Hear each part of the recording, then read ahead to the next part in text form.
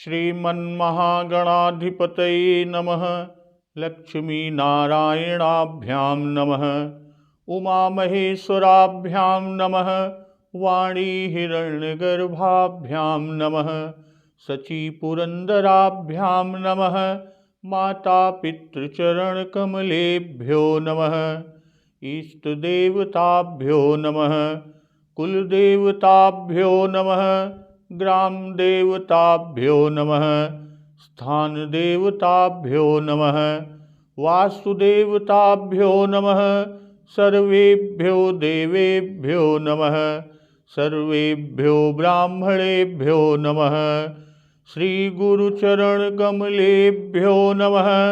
ओम सिद्धिबुद्धिसहिताय श्रीमन्महागणाधिपतये नमः। कैकेयी के मर्म भेदी वचन सुनकर राजा दशरथ जी ने कहा, तू चाहे जो कह, तेरा कुछ भी दोष नहीं है। मेरा काल तुझे मानो पिशाच होकर लग गया है और वही तुझसे यह सब कहला रहा है। राजा दशरथ जी आगे कहते हैं कि चहत न भरत भूप तहि भोरे, विधि बस कुमति बसी जिय तोरे। सो सबु मोर पाप परिणामु, भयउ कुठाहर जहि विधि बामु। भरत तो भूल कर भी राजपद नहीं चाहते, होनहारवश तेरे ही जी में कुमति आ बसी। यह और किसी का नहीं, यह मेरे पापों का परिणाम है, जिससे कुसमय में बेमौके विधाता विपरीत हो गई।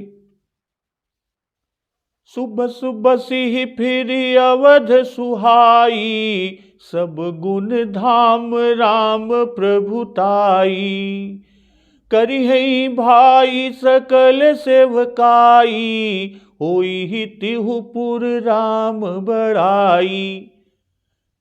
तुम्हारे द्वारा उजाड़ी हुई यह सुंदर अयोध्या फिर भली भांति बसेगी और समस्त गुणों के धाम प्रभु श्री राम की प्रभुता भी होगी।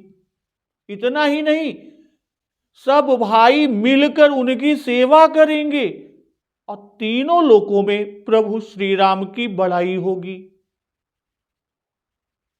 तोर कलंकु मोर पछिताऊ, मुयऊ न मिटी न जाई काऊ। अब तो ही नीक लाग कर सोई, लोचन ओट बैठु मुँह गोई। राजा दशरथ जी कैकेयी से कह रहे हैं कि केवल तेरा कलंक और मेरा पछतावा मरने पर भी नहीं मिटेगा, यह किसी भी तरह से नहीं जाएगा। अब तुझे जो अच्छा लगे वही कर। अब तो ही नीक लाग कर सोई, जो तुम्हें अच्छा लगे, जो नीका लगे, जो नहीं नीक लागे वह करा। लोचन ओट बैठु मुंह गोई, मुंह छिपाकर मेरी आंखों की ओट से जाकर कहीं दूर बैठो, यानी मेरे सामने से हट जाओ, मुझे मुंह न दिखाओ। जब लगी जियऊं कहूं कर जोरी, तब लगी जन कछु कहसी बहोरी। फिर पछितई हसी अंत अभागी, मारसी गाई नहारू लागी। मैं हाथ जोड़कर कहता हूं कि जब तक मैं जीता रहूं, जब तक हमारे जीव है, तब तक फिर कुछ न कहो, यानी हमसे कुछ न बोलो। इतने ही नहीं, दशरथ जी कैकेयी से कह रहे हैं, अरे अभागिनी, तू फिर अंत में पछताएगी जो तू नहारू यानी तात के लिए गाय को मार रही है। अपरेऊ राऊ कही कोटि विधि, काहे करसी निदान। कपट सयानिन कहति कछु, जागति मनहु मसानु। राजा दशरथ जी करोड़ों प्रकार से यानी बहुत तरह से समझाकर और यह कहकर कि तू क्यों सर्वनाश कर रही है, और ये सब कहते हुए राजा पृथ्वी पर गिर पड़े। किंतु कपट करने में चतुर कैकेयी कुछ बोलती नहीं, मानो मौन होकर मसान जगा रही हो। श्मशान में बैठकर प्रेत मंत्र सिद्ध कर रही हो। आज का प्रसंग इसी के आगे कि राम राम रट बिकल भुआलू, जनु बिनु पंख बिहंग बेहालू। हृदय मनाव भोरु जनि होई, राम ही जाई कहई जनि कोई। उदय करहु जनि रवि रघुकुल गुर, अवध बिलो की सूल होई उर। भूप प्रीति कय कय कठिनाई, उभय अवधि विधि रची बनाई। बिलपत नृपहि भयहु भिनुसारा, बीना बेनु शंख धुनि द्वारा। पढ़ई भाट गुण गावहि गायक, सुनत नृपहि जनु लागहि सायक। मंगल सकल सोहाइन कैसे, सहगामिनी विभूषण जैसे। तहि निस नींद परी नहीं काहू, राम दरस लाल साऊ छाहू। द्वार भीर सेवक सचिव, कहीं उदित रवि देख। जागे हुआ जहु नय अवधपति, कारण कवनु बिसेखी। तो राजा दशरथ जी जब बहुत तरह से समझाकर पृथ्वी पर गिर पड़ते हैं, उस पर भी कैकेयी मौन रहती है। जैसे श्मशान में मंत्र सिद्ध करने के लिए, प्रेत मंत्र को सिद्ध करने के लिए शांत रहते हैं, वैसे ही कैकेयी भी शांत है। और राजा दशरथ जी की स्थिति, राम राम रट बिकल भुआलू, जनु बिनु पंख बिहंग बेहालू। अब राजा राम राम रट रहे हैं और ऐसे व्याकुल हैं जैसे कोई पंछी पंख के बिना बेहाल हो। हृदय मनाव भोरु जनि होई, राम ही जाई कहई जनि कोई। और राजा दशरथ जी हृदय में यही मनाते हैं कि सवेरा न हो और कोई जाकर श्री रामचंद्र जी से यह बात न कह दे। उदय करहु जनि रवि रघुकुल गुर, अवध बिलो की सूल होई उर। हे रघुकुल के गुरु, भाई बड़ेरे मूल पुरुष सूर्य भगवान पुरखा, आप अपना उदय न करें। अयोध्या को बेहाल देखकर आपके उर में, आपके हृदय में बड़ी पीड़ा होगी। श्री राम जी के लिए राजा दशरथ जी व्याकुल हैं, और ऐसे व्याकुल हैं कि जैसे बिना पंख के विहंग यानी पक्षी की उपमा बाबा गोस्वामी तुलसीदास जी दे रहे हैं कि राजा की अति दीनता को दिखा रहे हैं कि जथा पंख बिनु खग अति दीना। वही हाल इस समय राजा दशरथ जी की है।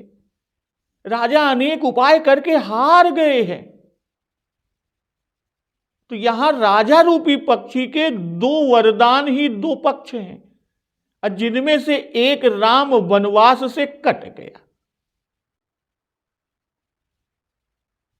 और बेसुध होकर बेहाल होकर पृथ्वी पर गिरे हैं, धरती पर गिरे हैं। मन में ये मना रहे हैं कि हृदय मनाव भोरु जनि होई, राम ही जाहि कहई जनि कोई। राजा दशरथ जी हृदय में मनावत आए कि भोर न होए, सवेर न होए। काहे से कि भोर होने से राम के वनवास चला जाए परे। कई कहीं चुकी है कि होत प्रात मुनि भेष धरी, जोन राम बन जाई। तो दशरथ जी हृदय में मनाते हैं, क्योंकि एक तो देवता हृदय में स्मरण करने पर प्रसन्न होते हैं, और दूसरे कैकेयी भी वहां बैठी हुई है। कैकेयी के सामने राजा मुख से ऐसा कोई वचन नहीं कहना, कुछ नहीं कहना चाहते और न कह सकते कि भोर न होई, जबकि कैकेयी भोर होने की प्रतीक्षा कर रही है। और तीसरा कारण कि इस समय राजा बहुत व्याकुल है, बोलते नहीं बनता, इससे हृदय में मनाते हैं। अब वाल्मीकि रामायण में उद्धृत है कि राजा रात्रि को संबोधित करके कहते हैं कि हे नक्षत्रों से सुशोभित रात्रि, मैं नहीं चाहता कि तुम्हारी समाप्ति पर प्रातः काल हो। न प्रभातम तो एक छामी निशे नक्षत्र भूषिते। और कहते हैं कहि जन कोई, भाई हम तो अपने मुख से बन जाने को राम जी को कहेंगे नहीं, न कोई अवधवासी ही कहेगा, तो रह गई कैकेयी, यही कहने वाली है। कैकेयी कह दे स्वयं या किसी से कहला भेजे। कैकेयी का नाम नहीं लेते, क्योंकि वह शत्रु है, आंखों की ओट बैठी है। पर अब भी बोलने को मन किए हैं। अब किसको मनाते हैं? सूर्य देव को, कि उदौ करहु जनि रवि रघुकुल गुर, अवध बिलोक सूल होई उर। भाई रात्रि को मनाया कि प्रभात ना हो। फिर सोचे राजा दशरथ जी कि प्रभात न होने देना रात्रि के वश की बात नहीं है। जब तक सूर्य देव भी राजी न हो, इसलिए सूर्य को रघुकुल के पुरखा संबोधन करके मनाते हैं। भाई सूर्य को मनाते हैं कि सवेरा न होए। दिन करने वाले कौन? दिन करने वाले सूर्य जी ही हैं। इन्हीं को मनाने का कारण कहते हैं कि तुम रघुकुल गुरु अर्थात इस कुल के पुरखा हो और कुल के सबसे बड़े हो। बड़े अपने कुल की रक्षा करते हैं, इसलिए आप भी कुल की रक्षा करें, आप उदय ना हो, क्योंकि आप इस कुल की व्याकुलता देख न पाएंगे, देख नहीं सकेंगे। रघुकुल गुरु, कि रघुकुल ही को पीड़ा होगी। इसी से कहते हैं कि अवध बिलो की सूल होई उर, कि सवेरा होते ही राम के वन गमन की खबर से अयोध्या पूरी भर व्याकुल हो जाएगी और उसे देखकर तुम्हारे भी हृदय में पीड़ा ही होगी। जो आनंद देखकर आप 1 मास भूले रह गए थे, उसकी कसर यहां पर निकल जाएगी।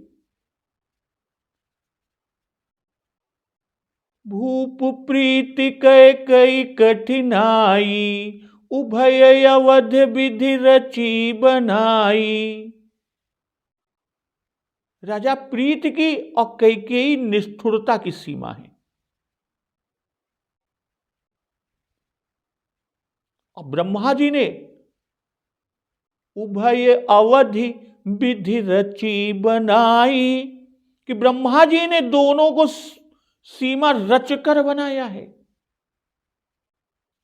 बिलपत नृपहि भयउ भिनुसारा, बीना बेनु शंख धुनि द्वारा। राजा प्रीत की और उधर कैकेयी निष्ठुरता की, और ये सब राजा को विलाप करते करते सवेरा हो गया। दरवाजे पर वीणा बांसुरी शंख की ध्वनि हो रही है।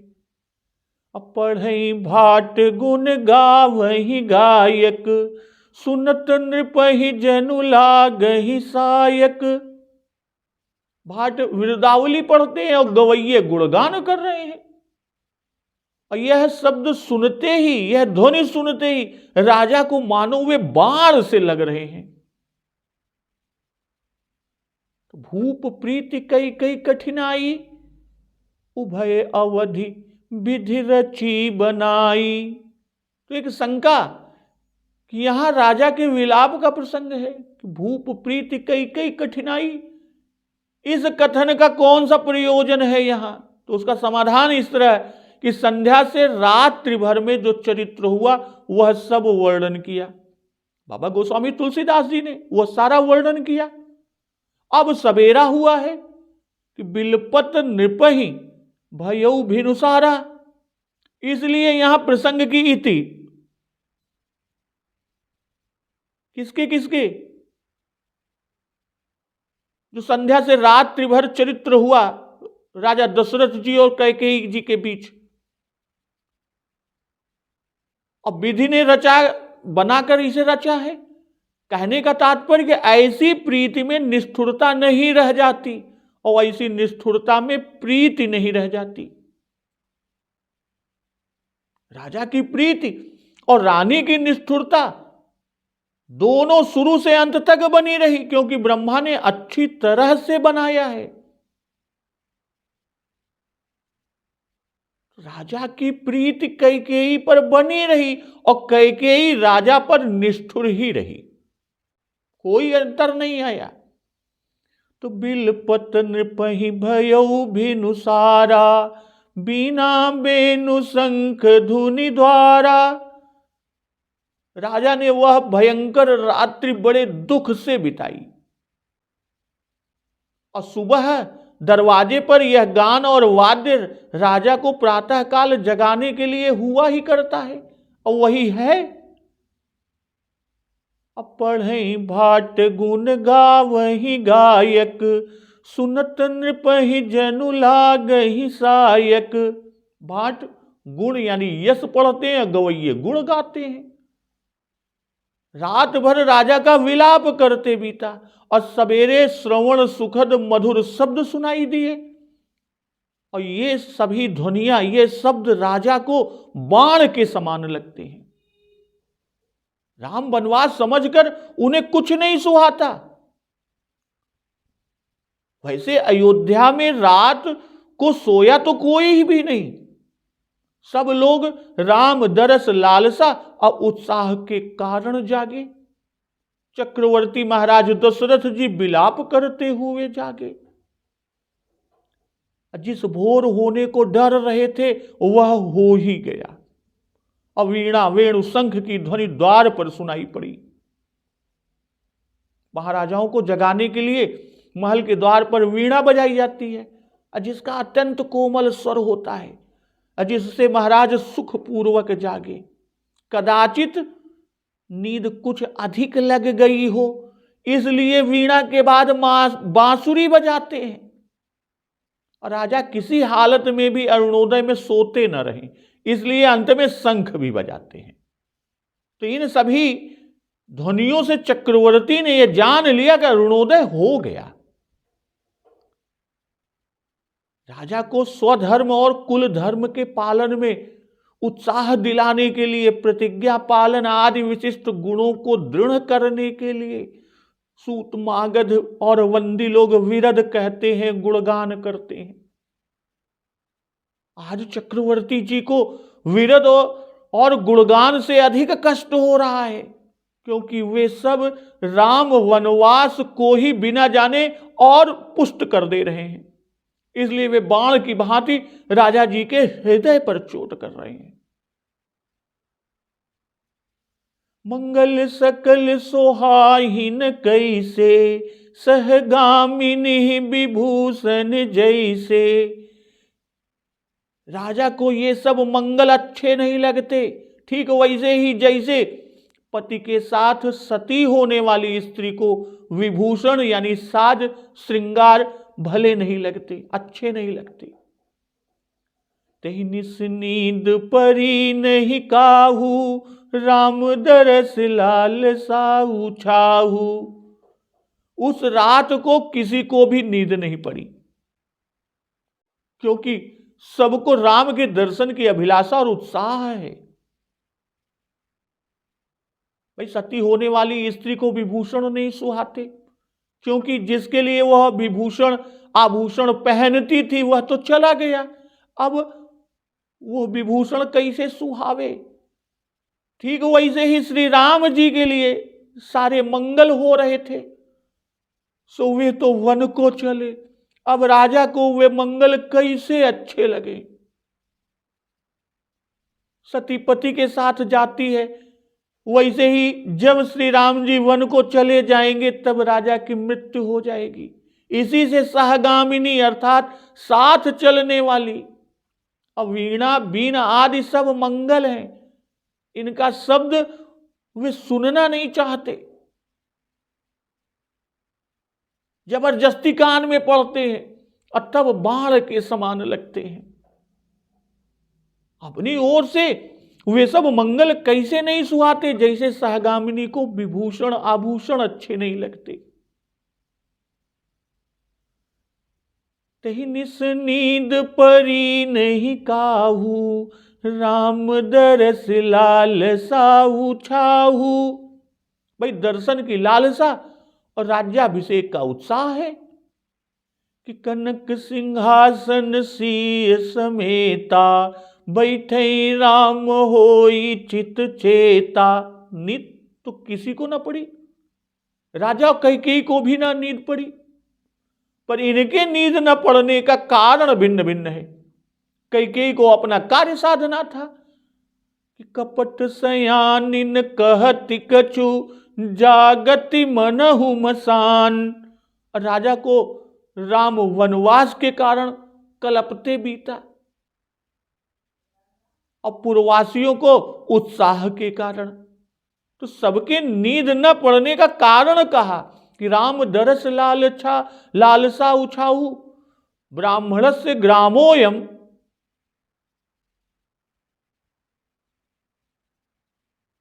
अवधवासी प्रजागण से सबको चटपटी लगी हुई है कि कब हम समस्त आभूषणों से सुसज्जित कोटि काम कमनीय पीतांबरधारी श्याम वर्ण श्री राम जी को राज्याभिषेक के अनंतर हाथी पर सवार आते हुए देखेंगे। वह मंगल प्रभात कब होगा, इसी लालसा से कोई सोया नहीं और यही लालसा सबकी थी। द्वार भीर सेवक सचिव, कही उदित रवि देख, जागे अजहु नय अवधपति, कारनु कवनु अभिषेक। द्वार पर सेवक मंत्री सभी की भीड़ लगी है। सूर्योदय देखकर वे सब एक दूसरे से कह रहे हैं कि अवधपति महाराज दशरथ जी अभी तक नहीं उठे, क्या कोई विशेष कारण है। द्वार भीड़ पहले प्रारंभ में कि एक प्रविशहि एक निर्गमहि, भीर भूप दरबार, और यहां द्वार भीर सेवक सचिव, इस पर अंत कर रहे हैं। तो दरबार का अर्थ द्वार दरवाजा, राम राज्याभिषेक का समय है, इसी से द्वार पर भीड़ है।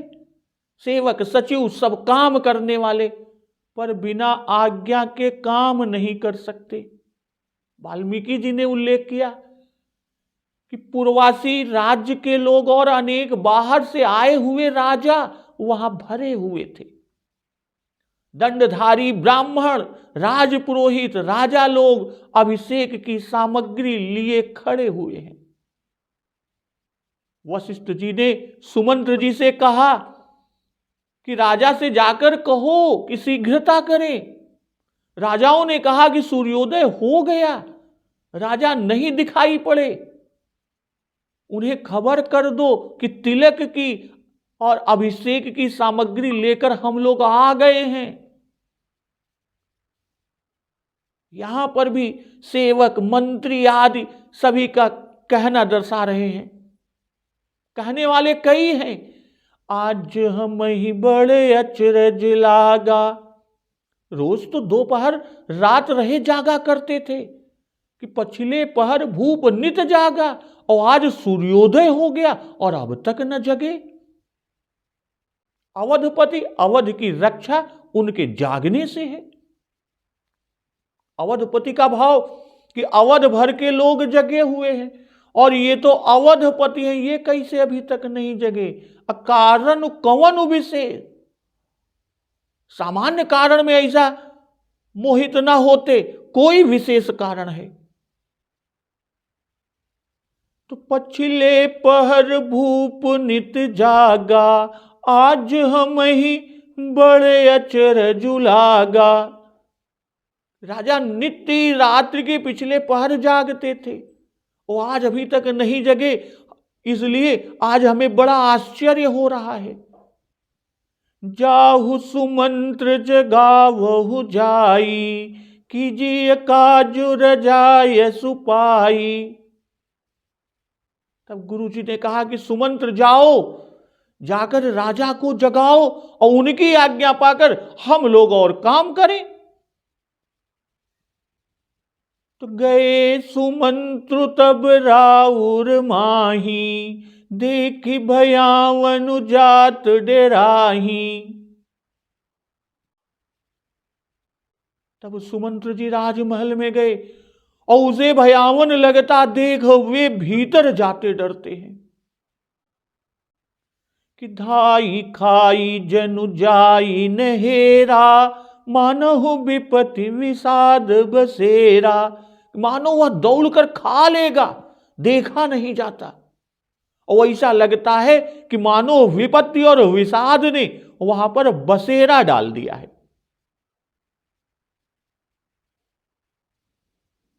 पछिले पहर भूप नित जागा, आजू हम ही बड़े अचरज लागा। भाई सब दिन राजा जी सावधान रहे, आज कैसे असावधान हो गए। आज तो और रोज से भी अधिक सावधान रहने का अवसर था। ऐसा पूर्व कभी नहीं हुआ, पहले कभी नहीं हुआ, इसलिए आश्चर्य की बात ही है। जाहु सुमंत्र जगावहु जाई, कीजिए काजु रजाय सुपाई। सुमंत्र जी का राजभवन में बेरोक टोक प्रवेश था। उनके लिए राजा की पहले से ही आज्ञा थी कि इनको कोई द्वारपाल न रोके और जाइए और राजा जी की आज्ञा लाइए, तो उनका आज्ञा पाकर हम लोग काम करें। सुमंत्र से सब लोग कहते हैं कि महाराज के सेनागार तक तुम्हारा ही प्रवेश है और तुम ही महाराज को जगा सकते हो। यदि महाराज अस्वस्थ हो तो उनकी आज्ञा लेकर कार्यारंभ तो कर दो। तो बाबा गोस्वामी तुलसीदास जी राज दरबार के कायदे को कितना बढ़िया दिखलाए। तो गए सुमंत्र तब राउर माही, देखी भयावन जात डेराही। वशिष्ठ आदि के कहने पर सुमंत्र जी गए। राजा के व्याकुल होने से राजमहल भयानक हो गया। इसी तरह पूर्ववासियों के व्याकुल होने पर अयोध्यापुरी यानी पूरापुर भयावन लगा है कि लागती अवध भयावन भारी, मनहु काल राति अंधियारी। और कैसे कि धाई खाई जनु जाई नहेरा, मानहु विपत्ति विषाद बसेरा। अभी सुमंत्र भीतर तक नहीं पहुंचे हैं, कुछ दूरी पर हैं कि धाई खाई कि धावने भर की जगह बीच में है कि खाना ही चाहता है। इसके द्वारा बाबा जी दिखा रहे हैं कि काल के समानक भयानक स्थिति ऐसी से देखा नहीं जाता, बस अब दौड़कर खा ही लेगा और देखा नहीं जाता। यह एक मुहावरा भी है। तो ऐसा बोलने की रीति है, कहने का भाव कि बहुत भयंकर लगता है। मनहु विपत्ति विषाद बसेरा, विपत्ति रूपी कैकेयी है, विपत्ति बीज बरखा ऋतु चेरी, भूई भई कुमति कई कई केरी। और विषाद रूप राजा है। ये राजा और रानी नहीं है, मानो मूर्तिमान विषाद और विपत्ति है। स्थान राजा रानी का नहीं है, किंतु मानो कि विपत्ति विषाद का निवास स्थान है ये।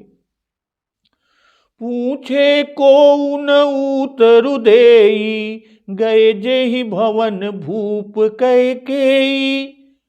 पूछने पर कोई उत्तर नहीं देता, कोई बोलता ही नहीं। तब वे अर्थात सुमंत्र जी जिस घर में राजा और कैकेयी थे वहां पर गए। कही जय जीव बैठ सिरुनाई, देखी भूप गति गयउ सुखाई। जय जीव कहकर सिर नवाकर झुकाकर प्रणाम करके बैठ गए। कौन? सुमंत्र जी। और राजा की दशा देखकर सुमंत्र जी सूख गए। सोच विकल विवरण मही परऊ, मानहु कमल मूल परिहरेऊ। और देखा कि राजा सोच से व्याकुल द्युतिहीन कांतिहीन पृथ्वी पर पड़े हैं, मानो जड़ से छूटा उखड़ा हुआ जड़ सहित कमल पड़ा है। सचिव सभीत सकई नहीं पूछी, बोली अशुभ भरी शुभ छूछी। मंत्री डर के कारण कुछ पूछ नहीं सके। अशुभ से भरी हुई और शुभ से खाली कैकेयी बोली। जब भवन में जाते हैं सुमंत्र जी, महल में बहुत सी दासियां थी। उन्हीं से पूछा कि राजा किस भवन में हैं। किसी ने उत्तर न दिया, क्योंकि सब डरती थी कि राजा और रानी एकांत में हैं, वहां किसी के जाने योग्य नहीं है। कहीं ऐसा ना हो हमारे बता देने से इनके वहां चले जाने पर हमको दंड मिले। वाल्मीकि और अध्यात्म रामायण में कुछ इस तरह कि वहां तो सुमंत्र जी सीधे राजा के पास पहुंच गए। गए जेहि भवन भूप कैकेयी, पूछने से कोई उत्तर ही नहीं देता। तब सुमंत्र जी कोप भवन में गए। ऐसा कि कोई चिन्ह वहां था जिससे जान लिए कि राजा रानी कोप भवन में है। उसे सुमंत्र जी ने पहचाना। पहले कहा कि सुमंत्र राजमहल में गए, फिर कहा कि जिस भवन में राजा रानी है वहां गए। तात्पर्य यह कि राजमहल में अनेकों भवन हैं, उनमें से उस भवन में गए जहां राजा और रानी यानी राजा दशरथ जी और रानी कैकेयी थी। सुमंत्र जी पहले सैनागार में गए, वहां राजा को न पाया। सुमंत्र जी ने समझा कि नित्य कृत्य में लगे होंगे, तब दास दासियों से पूछते हैं, किंतु कोई बोलता ही नहीं। सब लख रहे हैं कि दंपति को कोई बड़ा भारी असमंजस पड़ा हुआ है, कुछ भी बोलने से न जाने क्या अर्थ लग जाए, इसलिए सब एकदम चुप। मंत्री हैं, तुरंत समझ गए कोप भवन में है, इसलिए जहां राजा रानी थे सुमंत्र जी वहां चले गए। और वहां पहुंचकर कही जय जीव बैठ सिरुनाई, देखी भूप गति गए सुखाई। भाई जय जयकार कर। अध्यात्म रामायण में उल्लिखित है, वर्धयन जय शब्देन प्रणमन शिरसा नृपम। जय जयकार कर उन्होंने राजा को सिर झुकाकर प्रणाम किया। देखी भूप कि राजा व्याकुल पड़े थे, वे मंत्री से ना तो कुछ बोले ही और न उधर देखे ही। सुमंत्र जी ने मुख से जय जीव कहा, तन से प्रणाम किया और राजा की दशा देखकर सूख गई, अर्थात सोचवश हो गए। यह मन का धर्म। मानहु कमल मूल परिहरेऊ। पहले राजा के शरीर को कल्पतरु कहकर राजा की उदारता को दिखाई थी कि करिन कल्पतरु मनहु निपाता। राजा का तन सबके लिए कल्प वृक्ष के समान था। और यहां मानहु कमल मूल परिहरेहु, यानी कि सुंदरता को कहे कि सुंदर शरीर जो कमल के समान सुंदर था वह मलिन हो गया। राम के वन गमन का सोच है जिससे व्याकुल है। अब व्याकुल होने से देह का रंग नष्ट हो गया। जब कमल सूखता है तब काला हो जाता है। इसी तरह राजा जी का कमल समान लाल शरीर श्याम हो गया। सोच विकल विवरण मही परेऊ, पहले भी कहा कि विवरण भयऊ निपट नर पालू, दामिनी हनऊ मनहु तरु तालू। भाई वज्रपात होने से ताड़ का वृक्ष तो काला पड़ ही जाता है, किंतु पृथ्वी पर नहीं गिरता, खड़ा ही रहता है। और कमल जब जड़ से उखाड़ा जाता है तब वह गिर पड़ता है, मुरझा जाता है। उसके सौंदर्य, कोमलता, प्रफुल्लता सब गुण दूर हो जाते हैं और कमल अत्यंत मलिन हो जाता है। और यही दशा चक्रवर्ती राजा दशरथ जी की हुई है। तो सचिव सभीत सकई नहीं पूछी, बोली अशुभ भरी शुभ छूछी। बिना समझे सुमंत्र जी कैसे पूछे, डर रहे हैं कि समाचार पूछने लायक है कि नहीं। राजा की यह दशा देखकर डर गए हैं। अशुभ भरी कह रहे हैं क्योंकि जो बात वह बोली, जो कह रही है कैकेयी, वह सब झूठ है, सत्य नहीं है। परीन राज ही नींद निसु, हे तू जान जगदीश, यह झूठ है। नींद न पड़ने का कारण आप जानती हैं, और पर कहती हैं कि जगदीश जाने, अर्थात मैं नहीं जानती। और फिर कहती हैं कि राम राम रटि भोर किय, कहि न मरमु महिष, यह भी झूठ है। क्योंकि कैकेयी तो सारा मर्म जानती है, या यूं कह दें कि इस पूरे का पीछे का मुख्य यही है। असत्य बोलना अशुभ है। नहीं असत्य सम पातक पुंजा, सचिव सभीत। यदि कोई रोग होता तो कैकेयी उदास होती, पर कैकेयी तो उदास नहीं है। वह तो रुष्ट सी बैठी है, क्रोध किए हुए बैठी है, कोप भवन में है। जान पड़ता है कि आपस में दोनों में कुछ असम्मत है, कुछ अनबन है। सुमंत्र जी ने जब स्वयं कुछ न पूछा तब वह अपना प्रयोजन सिद्ध करने के लिए कैकेयी अपने ही से झूठी बात बनाकर बोली। भाई वाल्मीकि जी लिखते हैं कि जब राजा अधिक दुख होने के कारण कुछ बोल न सके तब अपनी कार्य सिद्धि के लिए बोलने में चतुर कैकेयी सुमंत्र जी से बोली।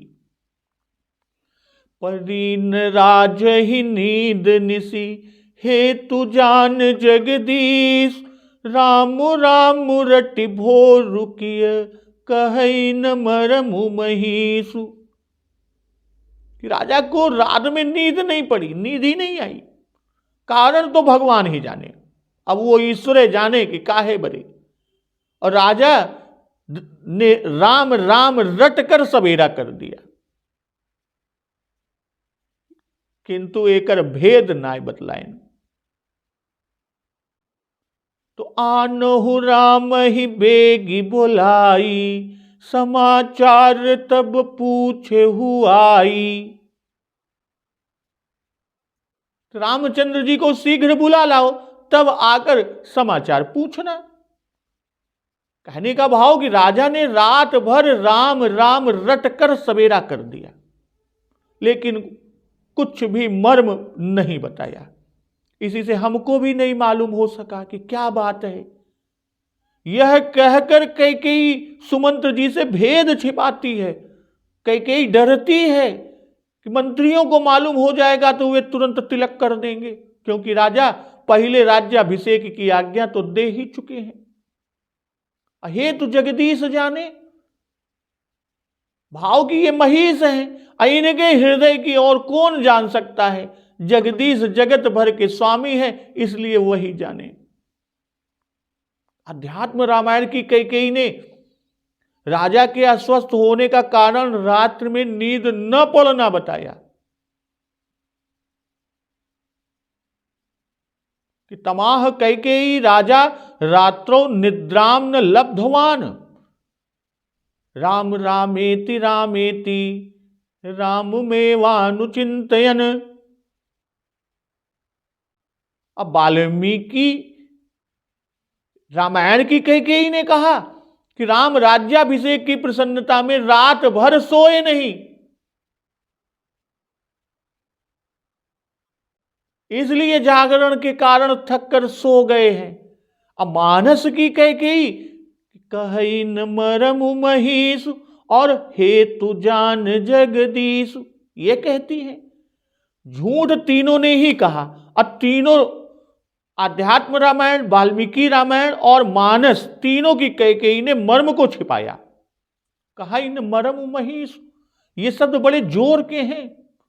इसी से मानस के सुमंत्र तुरंत चल देते हैं और राम को ले आवें, जिससे दुख शीघ्र मालूम हो जाए। भाई रामचंद्र जी को बुलाने का कारण क्या है?